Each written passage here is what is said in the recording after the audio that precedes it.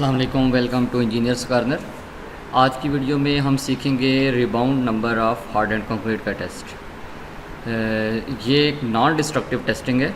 आपकी कंक्रीट के सैंपल्स को टेस्ट करने के लिए जो टेस्टिंग होती है आपकी एक डिस्ट्रक्टिव टेस्टिंग होती है और एक आपकी नॉन डिस्ट्रक्टिव टेस्टिंग होती है। तो आपका जो रिबाउंड हैमर का टेस्ट है ये आपका नॉन डिस्ट्रक्टिव टेस्टिंग में आता है।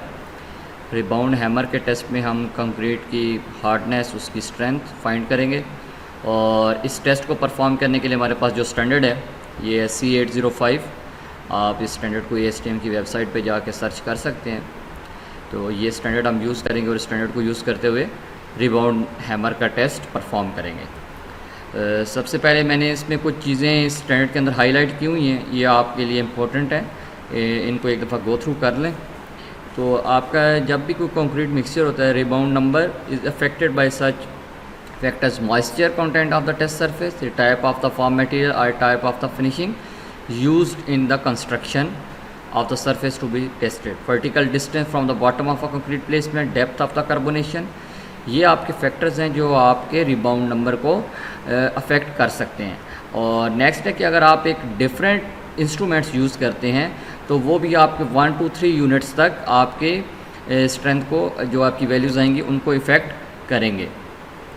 नेक्स्ट आपके पास जो ऑपरेटस होता है रिबाउंड हैमर, ये एक स्प्रिंग लोडेड स्टील हैमर होता है, जो आगे नेक्स्ट हम जब टेस्ट अभी इसी वीडियो में परफॉर्म करते हैं तो आप उसमें देखेंगे। When release strike a metal plunger in contact with the concrete surface, ये कंक्रीट सरफेस के साथ जब इस कांटेक्ट में आता है तो ये एक मेटल प्लंजर होता है जो इसको रिलीज़ करता है और स्प्रिंग लोडेड होता है जो ट्रैवल करता है, जिसकी वजह से आपके पास रिबाउंड नंबर की वैल्यूज़ आती हैं। टेस्ट एरिया की जो आपकी स्पेसिफिकेशंस हैं, आपका कंक्रीट मेंबर जो होना चाहिए वो एटलीस्ट 100 mm 4 इंच तक का थिक होना चाहिए और आपको ये कोशिश करनी चाहिए वो किसी चीज़ के साथ फिक्स होना चाहिए, फिक्स्ड होना चाहिए। Smaller specimens must be rigidly supported. A wide area exhibiting Honey combing नहीं होनी चाहिए जिस एरिया पे, वहाँ पे आपको ये टेस्ट परफॉर्म करना चाहिए। हाई पोरोसिटी वाले एरिया पे नहीं करना चाहिए। Do not compare test results if the form material against which the concrete was placed is not similar. अगर कंक्रीट सिमिलर नहीं है तो उनके फॉर्म मटेरियल सिमिलर नहीं है तो आप उनके रिजल्ट्स को आपस में कंपेयर ना करें। A test area shall be at least 6 inch in diameter, 6 inch आपका एटलीस्ट डायमीटर होना चाहिए आपका जो टेस्ट एरिया है। नेक्स्ट एक ये चीज़ है कि आपका जो फ्रोज़न कंक्रीट है उस पर आपको ये टेस्ट परफॉर्म नहीं करना चाहिए। Moist concrete 0 degree or less में एग्जिबिट हाइड रिबाउंड वैल्यूज़, तो ये आपके रिबाउंड वैल्यूज़ को इफ़ेक्ट कर सकती हैं। आप नेक्स्ट आपके पास इसमें एक और चीज़ है जो आपको डायरेक्टली ये रीइंफोर्समेंट के ऊपर यानी स्टील के ऊपर, सरिये के ऊपर आपको ये टेस्ट परफॉर्म नहीं करना चाहिए कवर जिसका 20 mm से कम हो। नेक्स्ट आपको इसमें प्रोसीजर बताया गया है कि आप ये टेस्ट परफॉर्म किस तरह करते हैं। Hold the instrument firmly so the plunger is perpendicular to the test surface. देखें, इस टेस्ट को परफॉर्म करने के लिए आपके पास डिफरेंट एंगल्स होते हैं। आपके पास 0 डिग्री एंगल है, आपके पास +90 डिग्री एंगल है, आपके पास -90 डिग्री एंगल है, आपके पास +45, इसी तरह आपके पास -45 डिग्री एंगल है। इसमें से जिस एंगल को भी आप लेके चलते हैं, जिस एंगल से भी आप टेस्ट परफॉर्म करते हैं, उसी एंगल के अकॉर्डिंग आपने फिर रीडिंग अपनी देखनी होगी। ये जब आप टेस्ट परफॉर्म कर लेते हैं उसके बाद आपके पास एक रिबाउंड नंबर आता है। उस रिबाउंड नंबर को देखते हुए आपका जो इंस्ट्रूमेंट है उसी के ऊपर आपके पास एक ग्राफ अवेलेबल होता है। उस ग्राफ को यूज़ करते हुए आप अपने रिबाउंड नंबर को यूज़ करेंगे, आप अपने एंगल देखेंगे और अपने स्ट्रेंथ की वैल्यूज़ में MPa में या PSI में जिसमें आपको रिक्वायर्ड है आप उसको निकाल लेंगे। अगर आपके पास MPa में है तो आप उसको PSI में कन्वर्ट कर लेंगे, अगर PSI में है तो MPa में कन्वर्ट कर लेंगे। ये देखें, ये आपके पास एंगल्स के बारे में यहाँ पे ये दिया गया। Use a positive angle is the instrument points upward and a negative angle if it points downward with respect to horizontal during testing. अगर आपने इंस्ट्रूमेंट अपवर्ड किया हुआ है तो आपका पॉजिटिव एंगल आएगा, नीचे आपने किया हुआ है तो आपका नेगेटिव एंगल आएगा। इसको मजीद इसमें भी एक्सप्लेन किया गया। Digital angles gauges are available that can be attach to the body of the instrument to allow quick measurement of the angles. The recorded orientation would be 0 degree horizontal. अगर आपने horizontal रखा हुआ है तो वो 0 degree है, +-45 degree आपका inclined है, +-90 आपका वर्टिकल है। For example, if the instrument points vertically down during a test the angle would be reportedly as -90, क्योंकि आपका डाउनवर्ड है तो आपका माइनस होगा। इसी तरह से ये आपके डिफरेंट एंगल्स दिए गए हैं। तो चलें अब टेस्ट की तरफ चलते हैं और टेस्ट परफॉर्म करते हैं।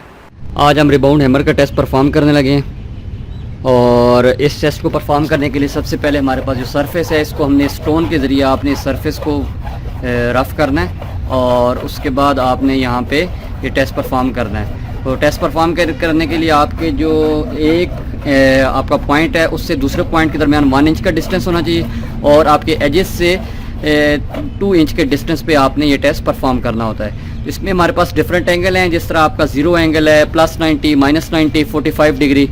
तो हम जिस भी एंगल पे आप टेस्ट परफॉर्म करेंगे उस एंगल के मुताबिक आप रीडिंग इसकी ले लेंगे। यहाँ पे हम अब अपनी आसानी के लिए यहाँ पे एक ग्रिड बनाएंगे कि जिसको यूज़ करते हुए हम यहाँ पे टेस्ट परफॉर्म करेंगे।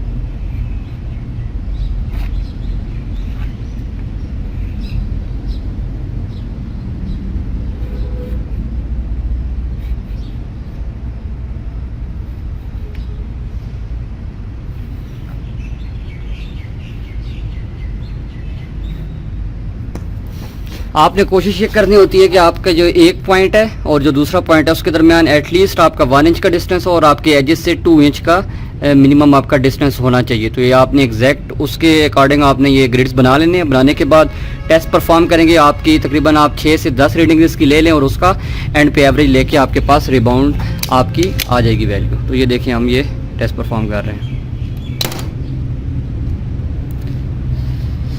ये यहाँ पे हमारे पास ये देखें, ये इसके ऊपर ये रिबाउंड हमारे पास नंबर की वैल्यू आ गई है। ये 34 हमारे पास वैल्यू आई है। फर्स्ट वैल्यू आपने ये नोट कर लेनी है। नेक्स्ट करो।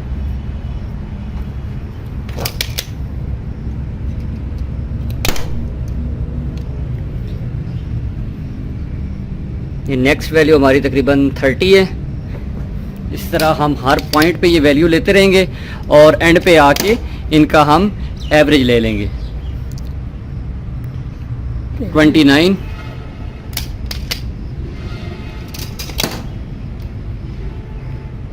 यहाँ पे ये हमारे पास है 30,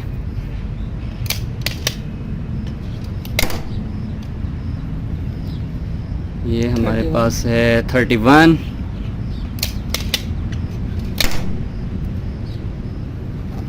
30, 28,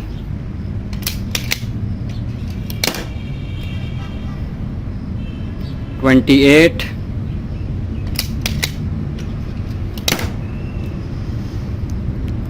34,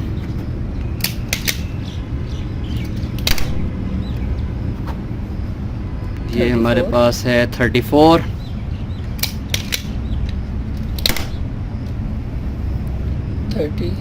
30,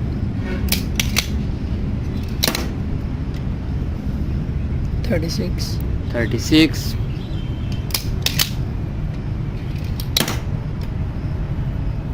33।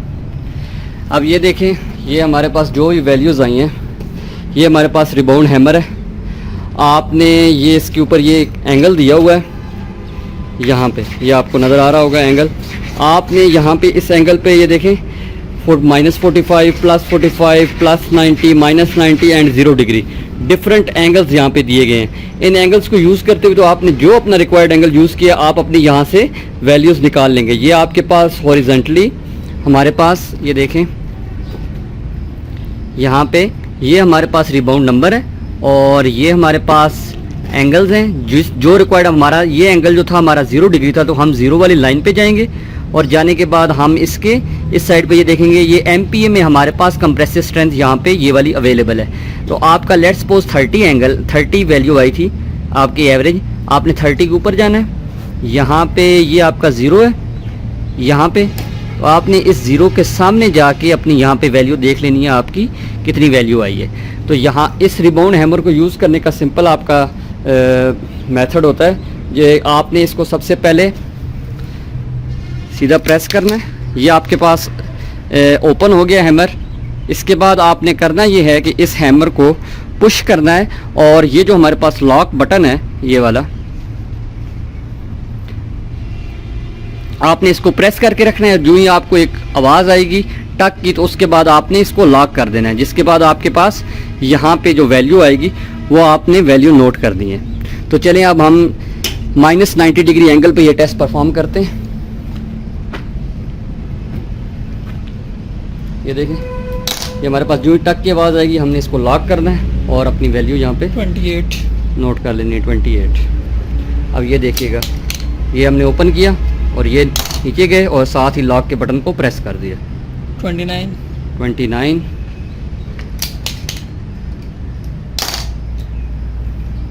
32 32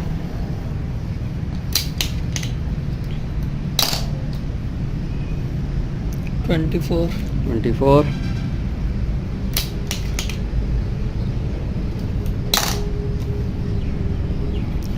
27 27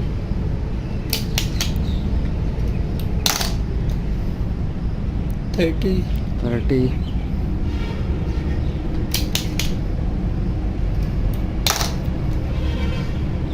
26 26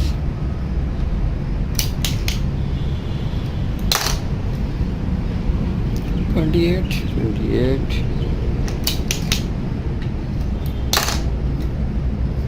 30 अब अगर आपने, ये हमारे पास था -90 एंगल ये वाला, अगर आपने इसको अपवर्ड आप यूज़ करते हैं किसी भी जगह पे, अपवर्ड आप लगाते हैं स्लैब के ऊपर किसी भी चीज़ के ऊपर, तो आपको ये वाला आपका एंगल होगा +90। ये वाला एंगल है आपका नीचे अगर आप लगा रहे हैं तो -90, अगर आप हॉरिजेंटली लगा रहे हैं तो हमारा 0 एंगल है। अगर हम इसको एक एंगल पे लगा रहे हैं तो +45 और इसी तरह हमारे पास -45, इसके डिफरेंट एंगल्स हैं। अब इनको यूज़ करते हुए हमारे पास जो एवरेज वैल्यू आएगी उसको हम देख के अपनी कंप्रेसिव स्ट्रेंथ निकाल लेंगे। ये अब हमने एवरेज जो वैल्यूज़ हमारे पास आई थी उनका एवरेज निकाल के, तो अब हम इसकी आगे से कंप्रेसिव स्ट्रेंथ निकालेंगे। लेट्स सपोज हमारे पास जो 0 एंगल था इसकी हमारे पास 31 आई है वैल्यू। तो ये देखें हमारे पास ये है आपका, ये 31 आपका शो कर रहा है। ठीक है, आपने इस पे जाना है और आपने अपनी लाइन जो है आपकी 0 डिग्री वाली थी, आपने अपनी 0 डिग्री वाली लाइन 31 पे देखनी है। आपके पास ये आपके पास शो हो रही है और इस पे आपने जाके यहाँ पे अपनी स्ट्रेंथ फाइंड कर लेनी है। ये आपकी ऑलमोस्ट 28 आ रही है। ठीक है, इसी तरह हमारा जो रिबाउंड नंबर आया -90 डिग्री एंगल के लिए, इसके लिए आपने अपना ये आपका 30 है, ये देखें, ये आप 30 पे गए, आपने यहाँ से, ये आपका 90 डिग्री एंगल है, इस पे जाना है और यहाँ पे इसके सामने आपने इसकी स्ट्रेंथ देख लेनी है, जो आपकी 30 MPa है।